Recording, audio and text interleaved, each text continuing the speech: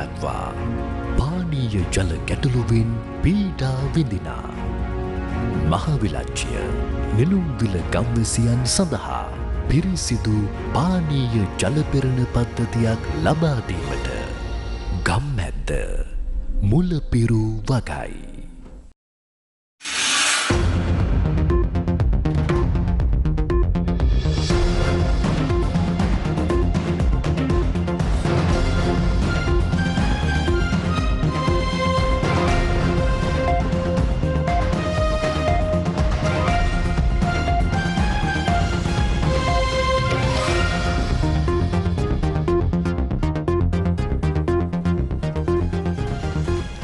What's happening around the world and what's happening here at home?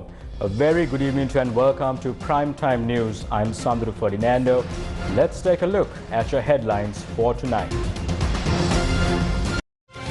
News First headlines. Main sponsor. Valuable Finance, best finance company.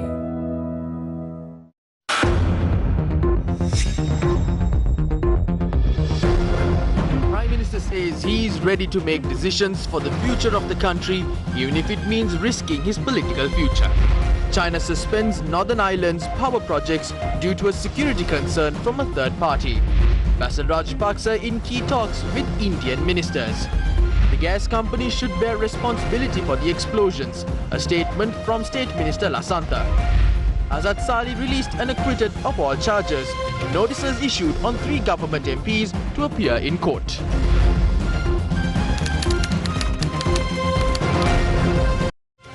News First headlines. Main sponsor. Valuable Finance, best finance company. In news here at home, Prime Minister Mahinda Rajapaksa said that the government is facing a situation where decisions have to be made even at the expense of jeopardizing the political future. The Prime Minister expressed these views at an event organized to award insurance policies to journalists under Asidisi insurance scheme introduced by the Ministry of Mass Media. The insurance schemes were ceremoniously presented to 5 journalists by the Prime Minister. Close to 3,000 journalists will be insured under the Asidisi insurance scheme. Once at a meeting of a group of MPs, the then President said, "The reporter is coming." I said, "I'm not a reporter, I'm the editor." Journalists were instrumental in bringing us to power. Now we are accusing them of not being with us.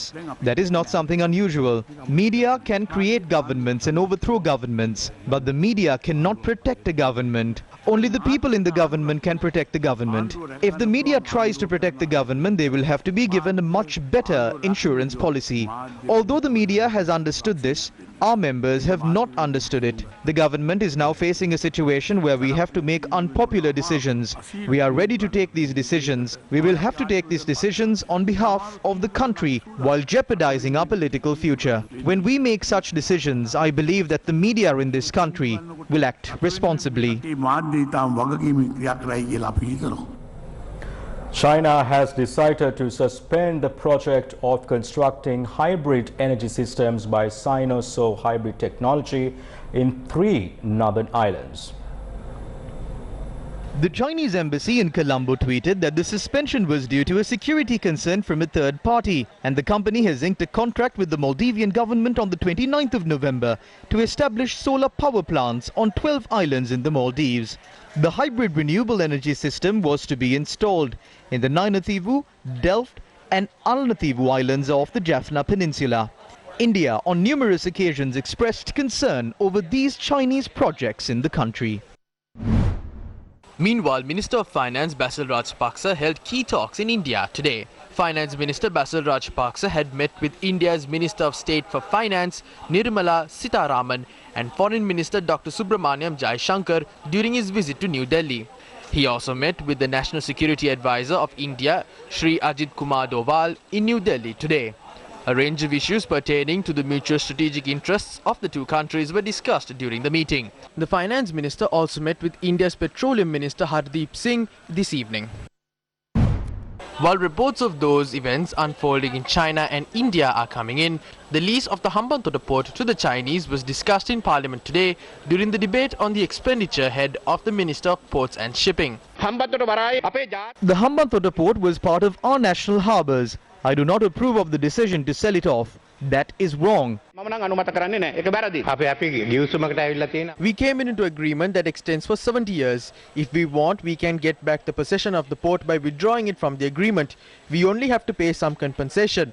The money was used to take the economy of the country forward. The former Prime Minister is mistaken. It was not leased for 70 years but for 99 years. It is good if these agreements can be abolished overnight, but it cannot be done. This seems to be a very slight matter to the former Prime Minister. He said that it was sold off and it can be taken back. It is good that the former government was defeated, because if they continued to be in power, they would have sold off the entire country. The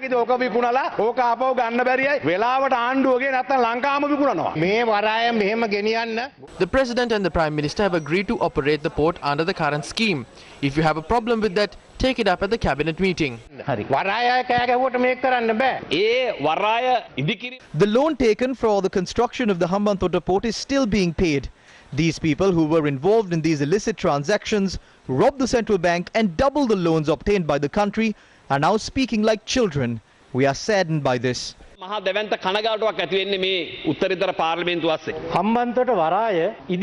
company that constructed the port requested for the port to be handed over to them for 35 years for a sum of $780 million.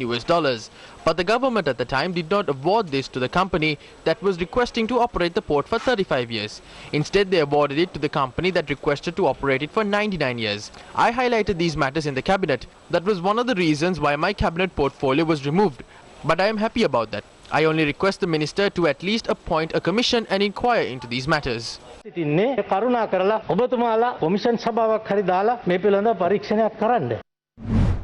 Prominent members of the Board of Directors of the Board of Investment have stepped down from their positions.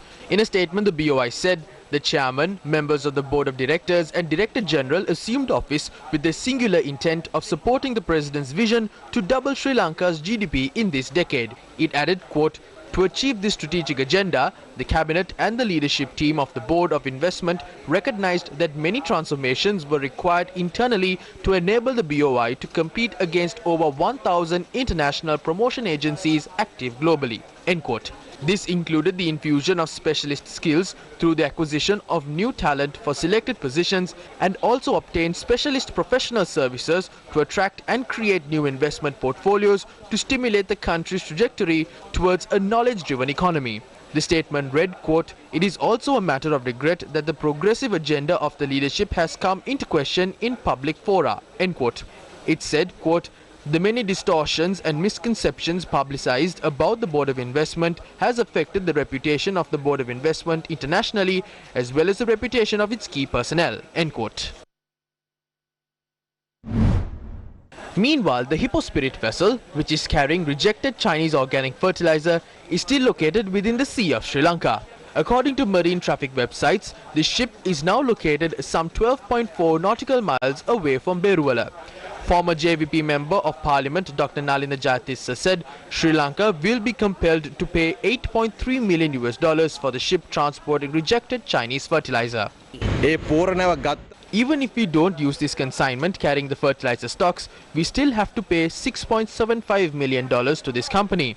On top of that, the Chinese company is now claiming another $1.6 million as compensation for the losses incurred by them by holding the vessel within the Sri Lankan waters for nearly 80 days. This is being claimed as delay charges. This means we are made to pay more than $8.3 million to this company even without using a drop of their product. We should claim these from those individuals who advised and ordered to open letters of credit even without obtaining the confirmation on its sample tests. They should be held responsible for these losses. Even the Chinese company has requested on the 31st of August to follow this procedure. We say that we should not pay even a cent to this company from our public funds. The government has failed to handle this fertilizer ship issue.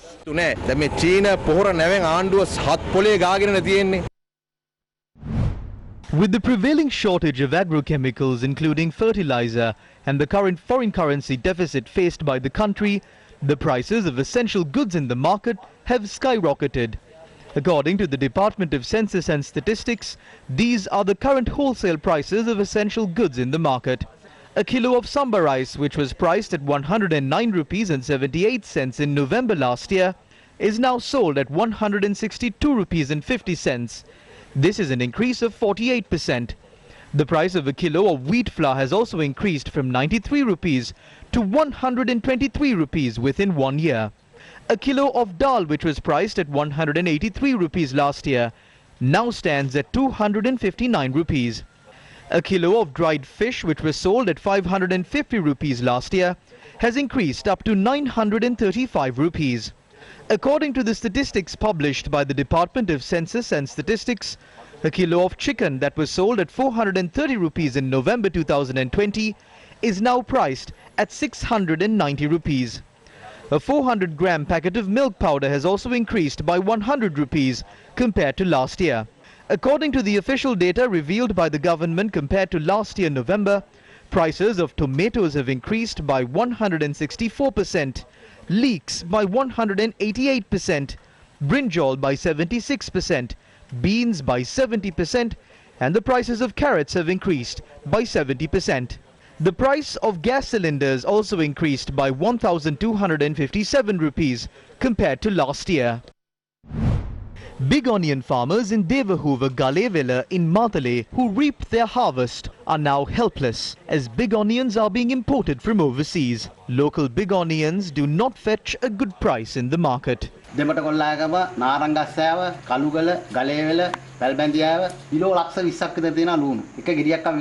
These stocks of big onions are still at the farmers' homes and not in the market. We have produced about 45,000 kilos of big onions. This is the situation we have to face today. Big onions from Pakistan, India and Vietnam are being imported into the country and the local big onion farmers have been left helpless. We have thrown away about 5,000 kilos.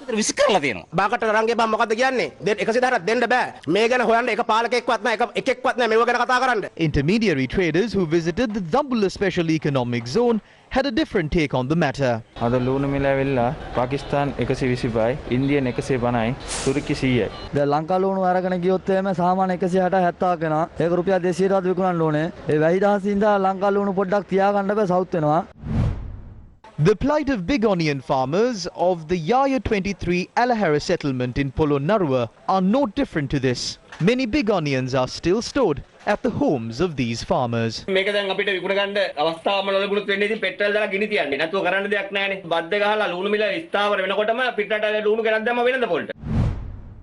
lives of onion farmers in Jaffna are also in shambles. These farmers have been forced to keep their produce in their homes during the last 5 months. Big onions are priced between 60 and 90 rupees in Jaffna. We have more news in store for you, but first a quick commercial break. Stay tuned. Valuable Finance, best finance company. Continuing in more local news, 29 domestic gas cylinder related accidents have been reported to Newsfirst over the past 48 hours. Why do such incidents continue to occur? What is the progress on probes launched into the matter? 13 such incidents were reported today alone from multiple areas in the island. A gas stove at a house in Karyamaditta, falling under the purview of the Midenia police jurisdiction, had exploded this morning. No one was injured. A similar situation was reported last evening from a residence in Ethanamadala along the prison road in the Kalutara North police jurisdiction. A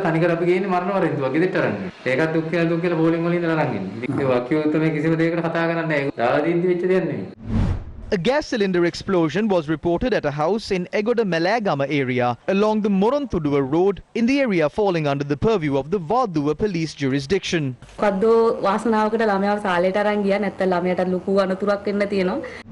This is footage of a similar explosion that had occurred at a house in Kirimatiagara in Mahara Kadavata. A gas cooker had exploded at a house in Kosobita Gampaha as well. 2 gas cookers in Veyangoda had exploded this morning. A gas cooker at a house along the CWW Kannangaramavata in Randumbe Ambalangoda had exploded while a person was cooking food. This is footage of another gas cooker explosion reported from a hotel in the Gonapinuwala police jurisdiction. A gas leak at a house in Agbopura Kantale had resulted in the gas cooker exploding. The incident occurred last night and no one was injured. Yet another gas-related explosion was reported from a house in Vilgamvihara, Trincomalee last night. This is footage of a house in Tissamawata, Anuradhapura. Another gas cooker had exploded at around 7 last night at a house located in the Mahavilache Divisional Secretariat in Mana. Another gas stove had exploded in Munakkare, Nigambo today. Various views are being expressed about the cause of the accidents related to gas cylinders. One such reason is the change of pressure caused by changes in the gas composition. This is presented as one reason that causes leaks in the cylinders, regulators and pipes. News First looked into the pressure of a few selected cylinders from the market. We inquired into the standard pressure of a gas cylinder. When inquired, Deputy Chairman of Laughs Gas PLC, Tilak De Silva, said there is no standard for the pressure levels in a gas tank. However, he said that the pressure level maintained by Laughs Gas PLC is 5.5 bar. This is the pressure level in the gas cylinders that News First randomly tested. A majority of Litro 12.5 kilogram domestic gas cylinders showed a pressure level of nearly 6 bar, while some of the Laughs gas cylinders showed a pressure of over 6 bar. The pressure in the 37.5 kilogram Litro and Laughs gas cylinders also recorded a pressure of over 6 bar.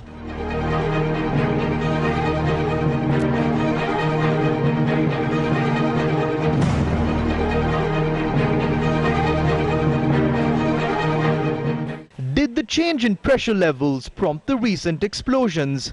Shouldn't attention also be focused on this? The committee appointed by the President inspected locations where gas explosions were reported, including Kottava, Kaduwela, Aturugiriya, Hangwella, Padukka and Meegoda. We obtained practical knowledge on a number of matters. We are hoping to submit a full report to the President in 2 weeks after consulting experts. What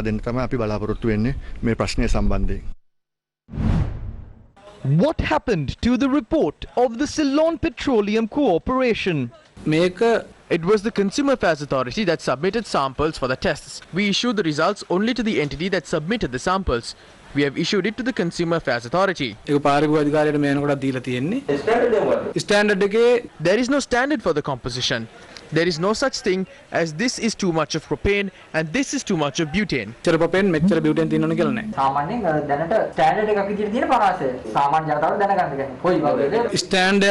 There is no range to the amount of propane and butane in Sri Lanka. The report compiled by the University of Moratuur and the Ceylon Petroleum Corporation on the recent gas explosions is yet to be made public. Several concerns were raised in Parliament in this regard today. I would like to know if we will be given the chance to refer to the report compiled concerning the gas issue. Yesterday we were asked to summon a special working committee. Accordingly, we met yesterday and made certain decisions. The report on these decisions will be given to you by the relevant minister. We haven't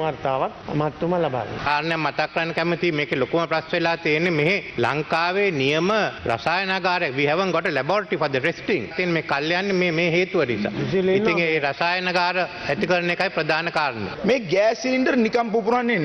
These gas cylinders do not just explode. The composition which was there when these gas cylinders were unloaded here during September and October is still the same. This composition is being checked by the exporting country as well as the country which is importing it. This means that there can't be any issue there. There is some other game happening here. What is this game? Recently, a valuation report was called on the Litro Gas Company. Procurement of a tender has begun by the government to value the company. On one hand, they are planning on ways to sell the gas company, and on the other, they are reducing the demand by spreading a rumor saying that there are gas explosions. Are they trying to pave the way to sell this gas company? Is this why there are gas explosions in houses? Why are they playing with the lives of our innocent people? As I always say, this is not a big deal for them. They came into power by using the Easter Sunday attack. Gas explosions are nothing new to them. I can clearly say that these are the first steps of a prolonged attempt to sell off the Litro Gas Company. විශාල ගේමක මුල් ආරම්භයක් තමයි gas cylinder පුපුරන්නේ. සුපිරි මුල හතේ බඩු. Litro Gas සමාගමේ සභාපති. The former chairman of the Litro Gas Company is now a director of the parent company of the Litro Gas Company. The current chairman now levels allegations of corruption on the former chairman. He says that a large amount of money is being spent by the former chairman as legal fees for these cases. But the entity which is responsible to investigate these allegations belongs to the parent company. You all came to power claiming that you will ensure the national security of our country, but you have failed to even ensure the security within our kitchen. What are the members of the government saying about these incidents that endanger the lives of the public in Sri Lanka? We express our regret to the general public on the issues surrounding gas leaks. The company must bear the responsibility of all of this. The consumers have to face such a situation because of the inefficiencies within these companies. Just because there are issues in the company, we cannot just sit by and watch. We as the government must bear the responsibility for this.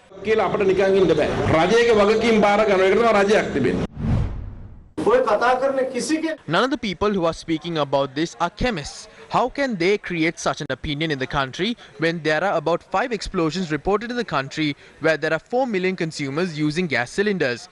The gas cylinder in our house did not leak, and the gas cylinder in the 11 houses along our land also did not leak. Not all the people walking on a slippery floor will slip. This is something like that.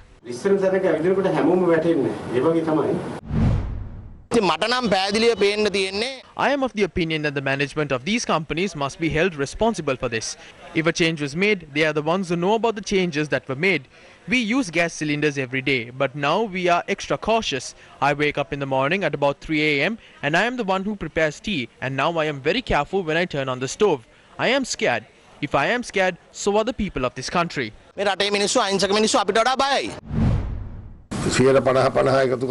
are saying that the composition was changed to 50-50, but we cannot believe that. There are many arguments that are made, but we will be able to find the exact cause behind these incidents within a few days. It is not only the general public who are scared. We too are in fear. This is not something new. We have gas cylinders in our houses too. Various other parties can orchestrate these as well. The President has appointed a committee to inquire into this matter, and we will reveal the truth behind this. Although members of the government are of the opinion that the responsibility of the gas-related explosions in the country should be borne by the management of the company, this is what the management of the company said regarding the matter recently. දැනට ලංකාවේ ගෘහස්ත cylinder මිලියන 6කට ආසන්න ප්‍රමාණයක් ජනතාව අතර තිබෙනවා. මෙම සියලුම සිලින්ඩර සහ ගෑස් අපේ දැනට සියලුම ජාත්‍යන්තර ප්‍රමිතීන්ට අනුකූලව වෙළඳපොළට නිකුත් කරන බවත් ප්‍රකාශ කළ යුතුයි. වසර 150කට ආසන්න කාලයක් ජනතා විශ්වාසය දිනාගෙන අපි මේ නිෂ්පාදනය වෙළඳපොළට නිකුත් කරනවා. සංයුතිය පවත්වාගෙන යන්නේ ශ්‍රී ලංකා ප්‍රමිති කාර්යාංශයේ දැනට පවතින නිර්ණායක Opposition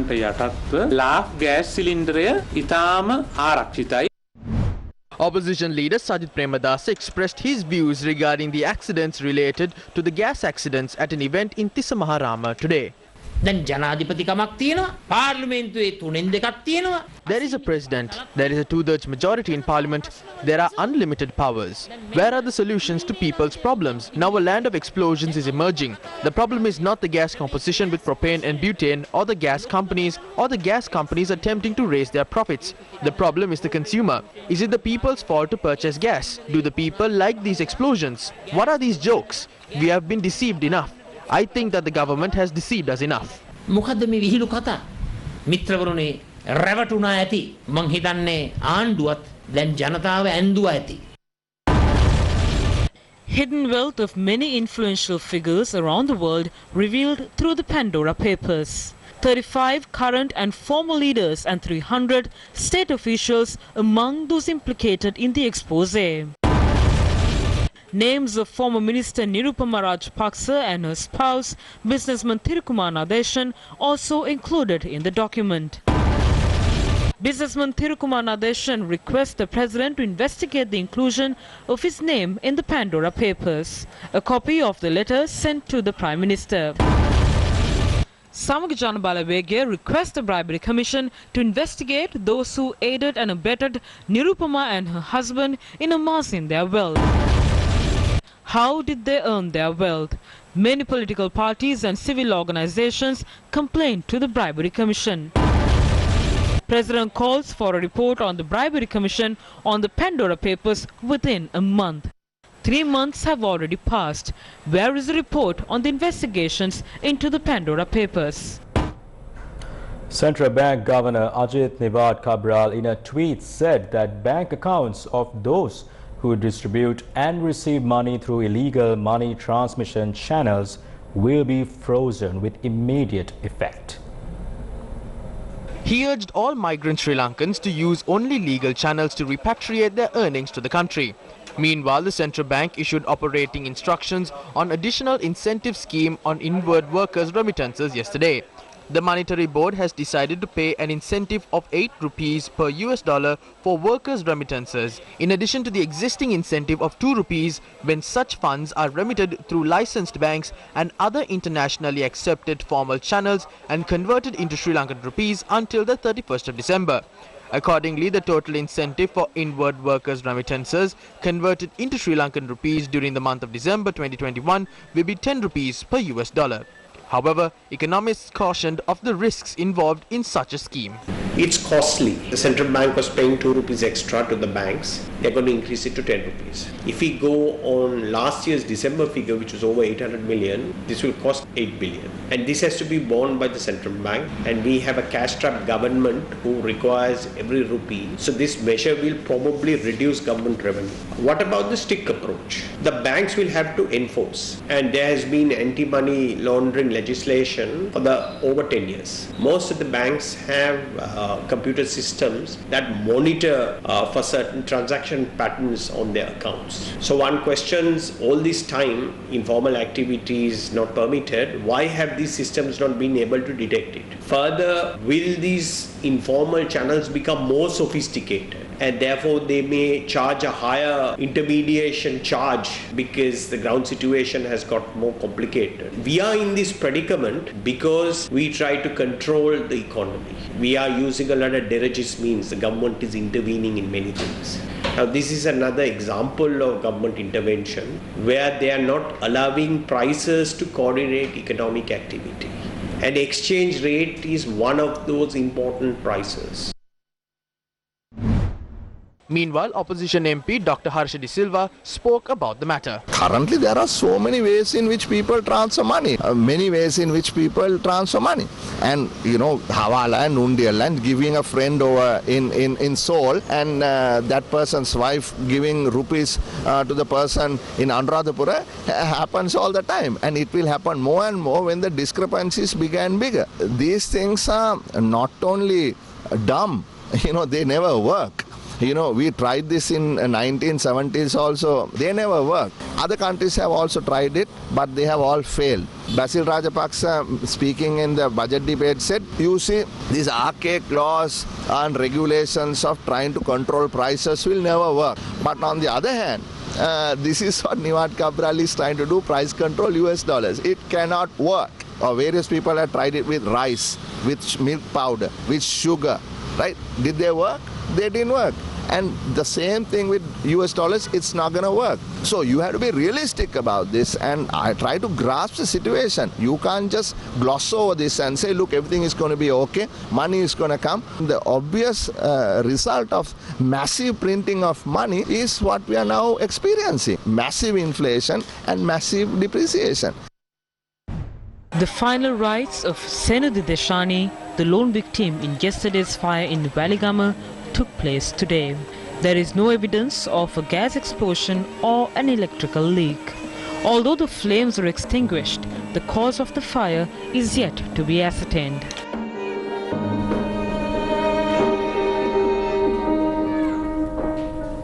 It's time for another commercial break. Do stay tuned. Bellboy's got you covered. Download Bellboy today to get all your household appliance fixing and repairs done. Now available on Android and iOS.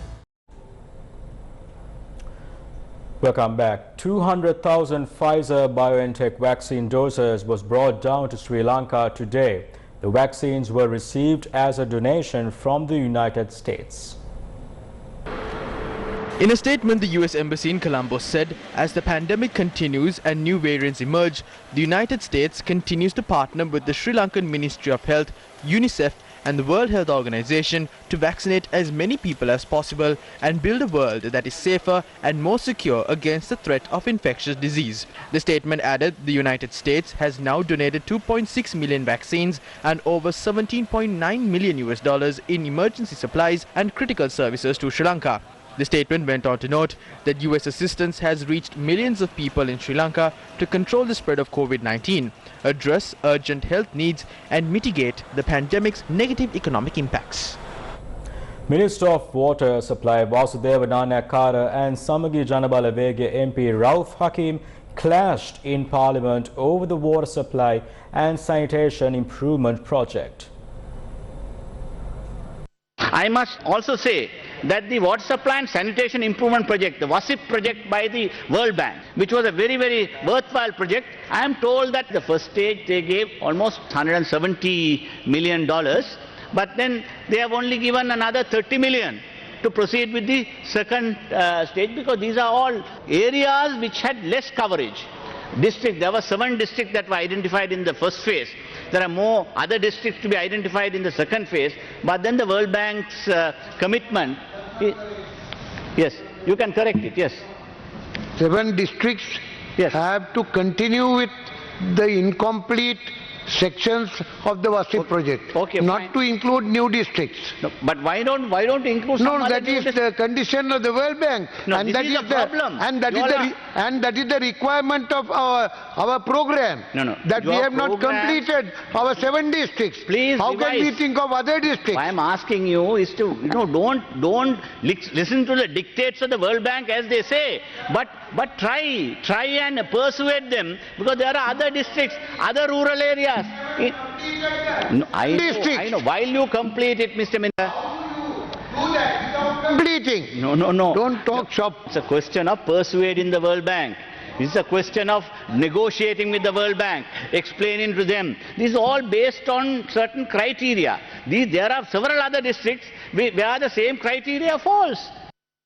On the 13th of September this year, the government and the World Bank signed a document that would finance an ongoing water supply and sanitation improvement project in order to increase access to the piped water services and improve sanitation.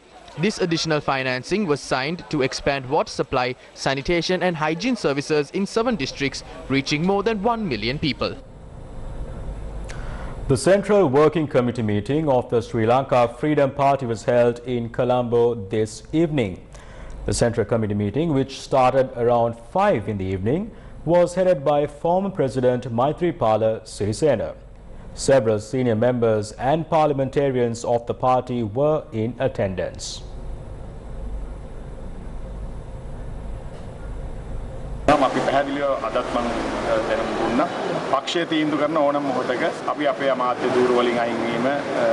have informed my stance in this regard. The party should make a decision on this. As ministers, we have agreed to step down from our ministerial portfolios on the request of the party. Some backbenchers of the government have asked us to move out of the government. These comments have been made by some people who do not have much recognition. A person with political experience will never make such comments. The president should look into this matter. These are attempts to destabilize the power of the president. It will not only be us who are leaving. You will see what will happen when we move out.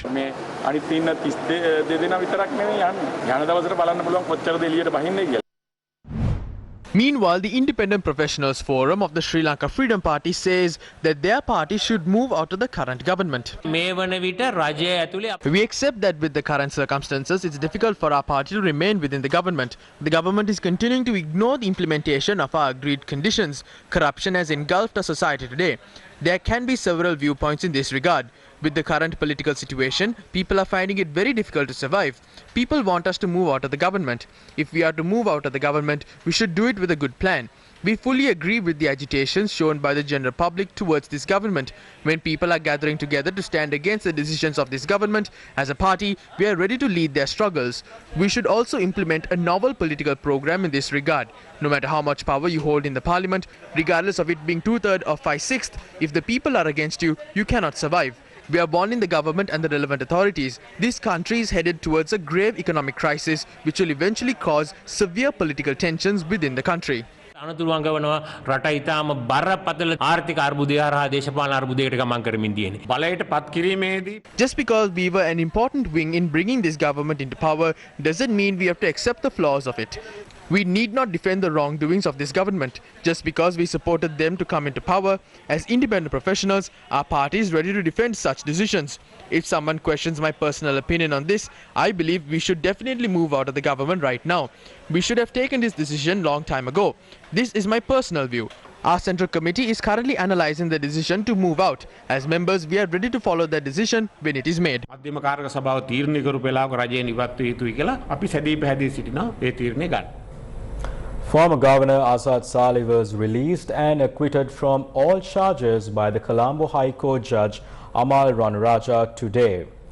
Azad Saleh was arrested for allegedly making a controversial statement at a media briefing on the 9th of March 2021, which allegedly aimed to create disharmony among communities. Saleh was arrested on the 16th of March 2021 by the CID and was since then remanded by court.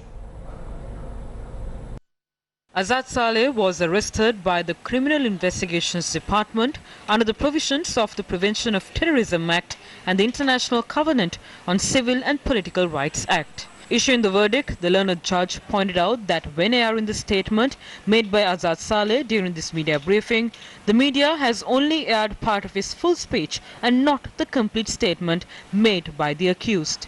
The High Court concluded its verdict stating that the prosecution has failed to prove its case beyond reasonable doubt. The verdict added that there are no sufficient evidence to prove the involvement of the suspect for making any hate speech or for delivering any statement that supported any terrorist or extremist ideologies.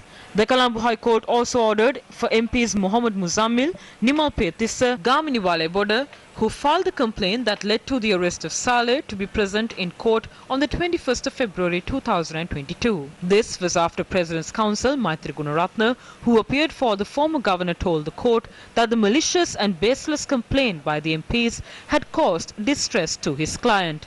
The President's Counsel pointed out that the compensation is due to his client as per the provisions of the Code of Criminal Procedure, and thereafter the court issued notice on the 3 MPs. The Attorney General filed indictments against Abdul Qadir Fatima Hadia, the wife of terrorist Zaharan Hashim, who led suicide bomb attacks on the 21st of April 2019. She is charged with withholding information from Sri Lanka police with regard to the explosives manufactured and kept in the possession of Sara Jasmine, alias Pulastini Rajendran, from the 21st to the 26th of April 2019. The Attorney General charged her with committing a criminal offence by concealing information from Sri Lanka police on the explosives. The European Union has revealed details of a $340 billion global investment plan described as true alternative to China's Belt and Road strategy. European Commission President Ursula von der Leyen said the Global Gateway scheme should become a trusted brand. China has funded rail, roads and ports, but has been accused of leaving some countries saddled with debt. The Commission chief said countries need trusted partners to design projects that were sustainable. The EU is looking at how it can leverage billions of euros drawn from member states, financial institutions and the private sector. This will largely take the form of guarantees or loans rather than grants. Von der Leyen said the EU wanted to show that a different democratic approach could deliver on projects that focused on tackling climate change as well as global health security and sustainable development for developing countries. And with that, we wrap up news for tonight. Thank you very much for joining us. Take care, stay safe and good night.